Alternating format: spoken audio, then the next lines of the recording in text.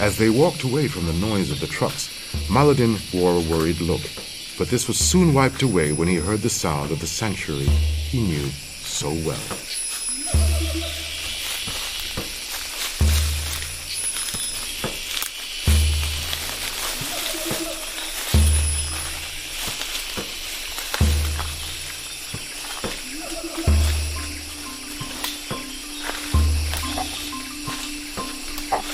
After a few hours spent walking into the jungle's interior, Samad got a glimpse of some of the many species of animals inhabiting this green environment.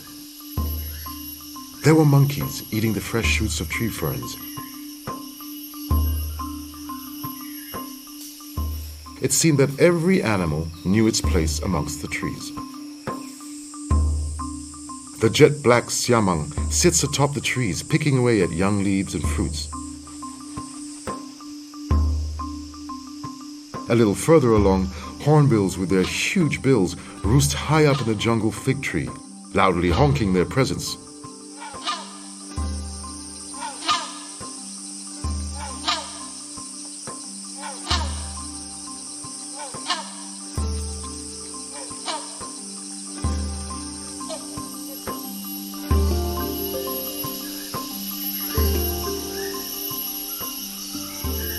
Sometimes the hornbills are so loud that all the commotion can even hurry the siamang along.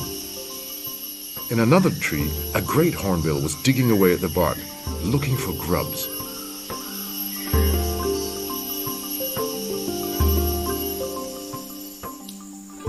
The various animals seemed fascinating to Samad and sparked even more interest in his learning while sitting around the campfire that night.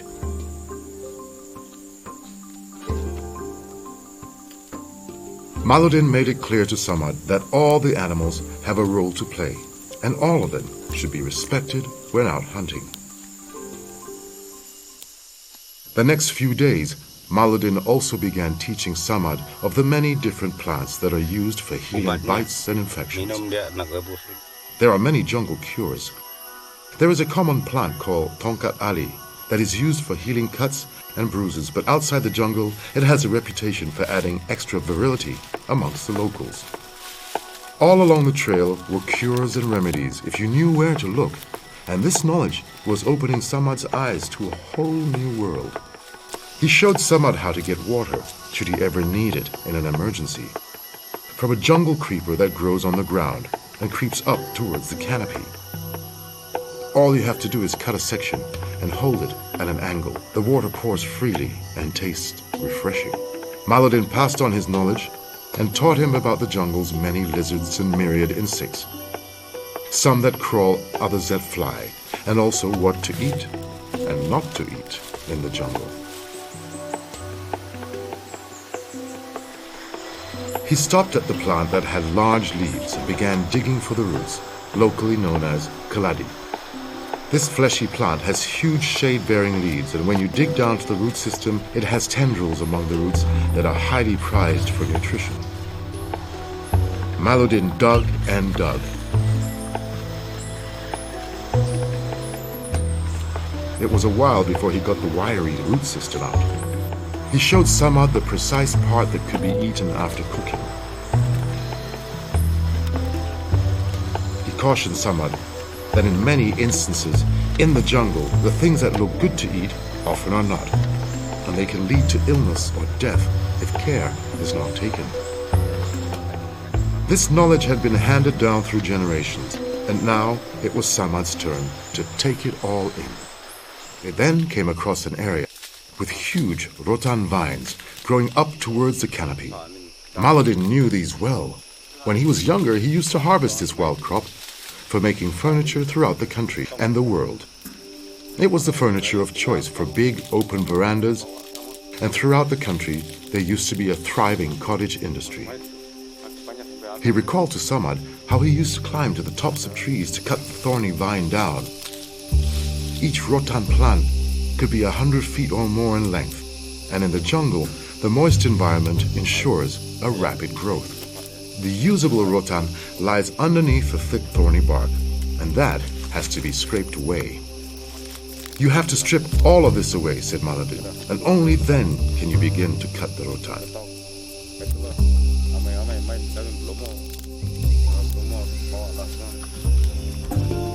After clearing the vine, he explained how he would have to cut each length to 10-feet sections and carry 10 of these on his shoulders back to the merchant who bought the raw material. A journey which took 2 hours. Back-breaking work, but he enjoyed it then when he was a youngster. The sighting of the rotan had brought back many happy memories for Maladin, and he talked animatedly and knowledgeably about this versatile plant.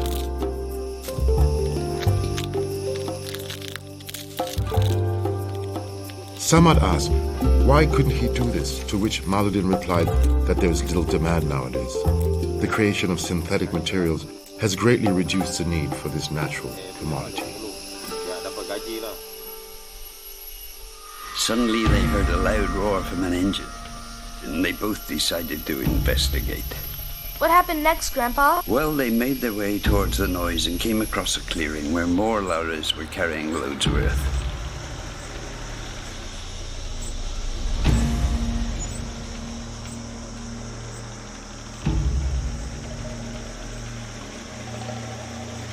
Samad looked to Maladin as if to say, what now? Maladin resigningly said, we'll just have to go deeper into the jungle.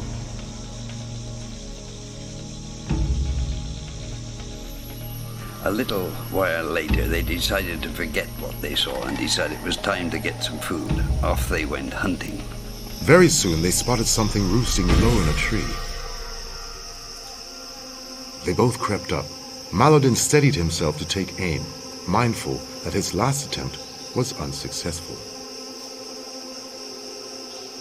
He raised the blowpipe, took a breath, and exhaled a blast of air. The dart shot through the air and found its mark. Elated, Maladin and Samad ran to the fallen prey, but upon arrival, they found that it had not been fatally hit. It was a red jungle fowl which scratches along the forest floor, searching for seeds and grubs, and when roosting, sits in low-lying branches. It is thought to be the ancestor of today's domesticated chicken. They then tied up the jungle fowl and took it along with them for dinner later that night. Samad had wanted to keep it, but Maladin said that when it comes to surviving in this green wilderness, every opportunity should be taken. He reminded Samad that even the spirits would agree with him this time. Samad wistfully carried the jungle fowl back to the camp that night. After their meal, Samad's sympathies were but a distant memory. He thought it had tasted wonderful.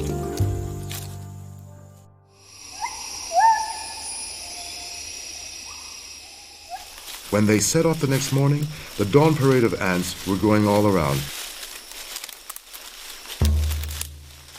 taking care not to disrupt them. Maladin and Samad came across some strange markings.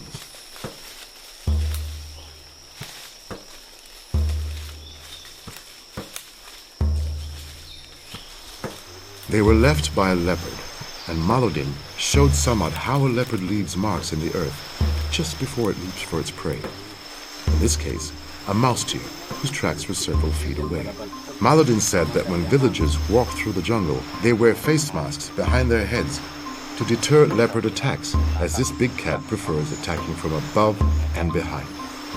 He taught Samad the telltale signs of animal paths, something which animals predictably do. They almost always use the same path to get to where they want, and these paths are always a good place to set up traps.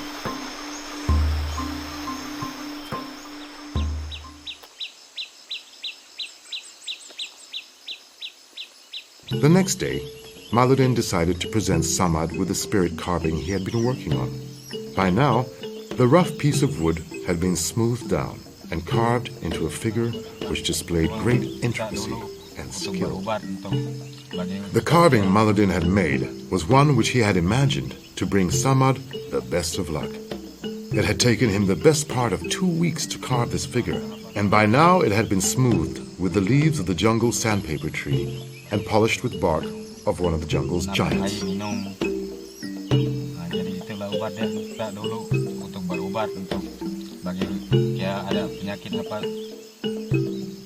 Maludin explained this particular figure would help protect Samad and bring good luck when hunting and raising a family.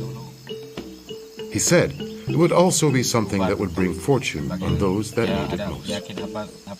Samad listened to Maludin and thanked him for such a nice gesture. The statue was something that Samad would treasure for the rest of his life.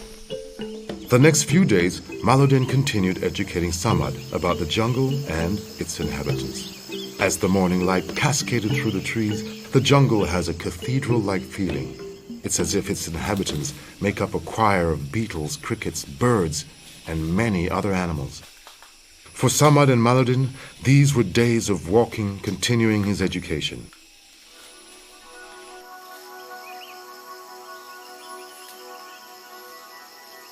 There were the black apes or siamang sitting high amongst the treetops, competing with each other with their ear-shattering howling.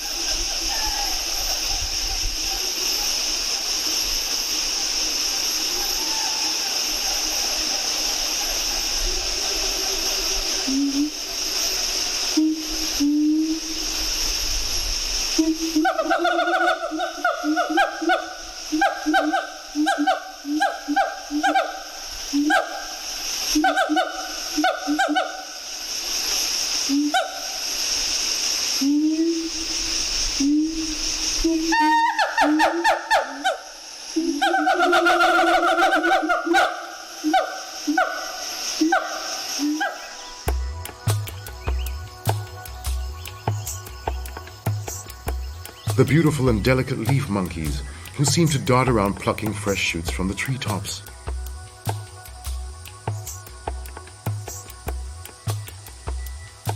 The brightly colored barbets nervously perched until another bird comes in.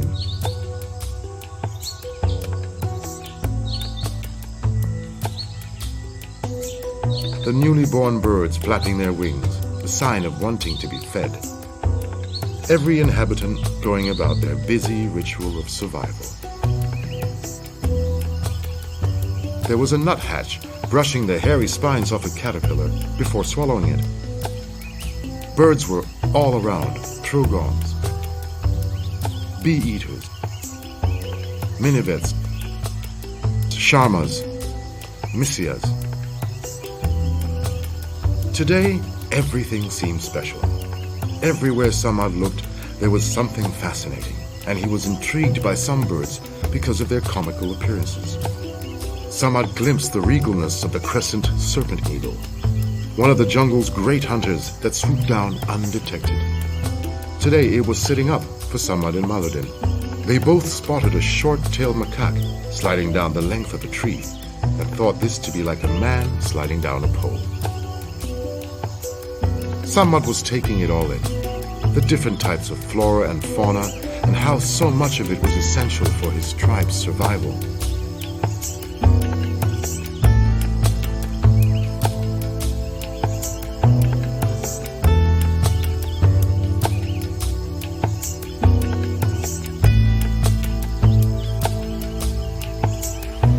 On this day, high up in the misty treetops, Samad even saw the scarce hornbill Maludin had talked about. Gregariously waving its tail around, Samad could see the strangeness of this bird when finally it sat still, high in the branches. Even from there, he could see the enormity of this creature. Late in the day, Maludin and Samad were halted by the vision of a light-colored object high in the canopy. With total amazement, Maludin and Samad were staring at the white man of the jungle. The most elusive character was staring straight back at them, and then slowly swung away from the trees out of sight. They set off into the dense green and wondered what such a sighting could mean for them and their people. The time was coming to an end for Samad's learning. Maludin told him he had taught him all he knew, and that it was now time to put what he had learnt into practice and make himself a better person. At that moment, Hanifa appeared on the stream's edge.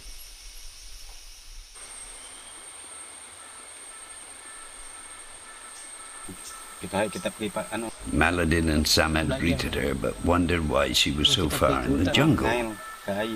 Samad explained, "We've been walking for days and we left you at the river, and now you're here." Hanifa explained that she was so far in because the tribe had been gathered by the authorities and brought to a new settlement of brick buildings, and that this was to be their new home. Maladin said, "I would rather just go deeper into the jungle." Samad echoed Maladin's thoughts. Hanifa looked at them and said, "Why don't you come and take a look at what's deeper in the jungle?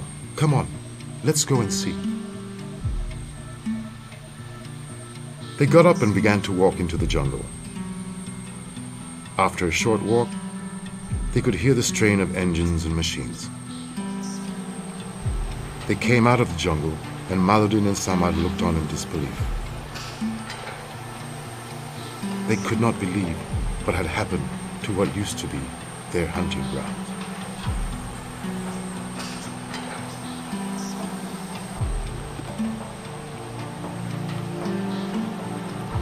As far as the eyes could see, there was row upon row of houses and buildings.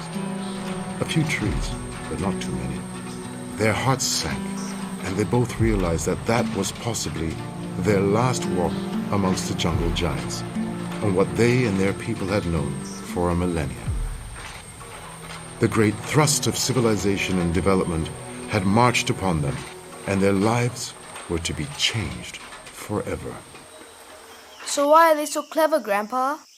Well, my boy, since then the world has begun to change its views on how we should clear land and preserve the jungle. You see, the Orang Asli took just what they needed and lived their lives, using the basic ingredients for a green existence. They got by on no electricity, did not overhunt, and cleared very little land. Just the space they needed to survive, but would soon move on for it to heal again. We're learning about that in school, not to waste and preserve the forests. Exactly, my boy. To Maladin and Samad, the jungle is one big book showing how you should do things for life to flourish. And the Orang Asli had been doing it for thousands of years, and they knew long ago, if you looked after the jungle, that it would look after you. So next time anyone bullies you at school, just remember there's a bit of Orang Asli in everyone, and that we now are trying to preserve the earth as they had done for thousands of years. But how do you know all this, Grandpa? I know this because I was the one who was driving the tiger which Samad had seen all those years ago. After looking out over the disappearing jungle, Samad came up to me and asked why we were doing this on such a large scale. He actually gave me his statue and said it would bring me happiness and safety because he said I needed it more than him, as what I was doing really did upset the jungle spirits.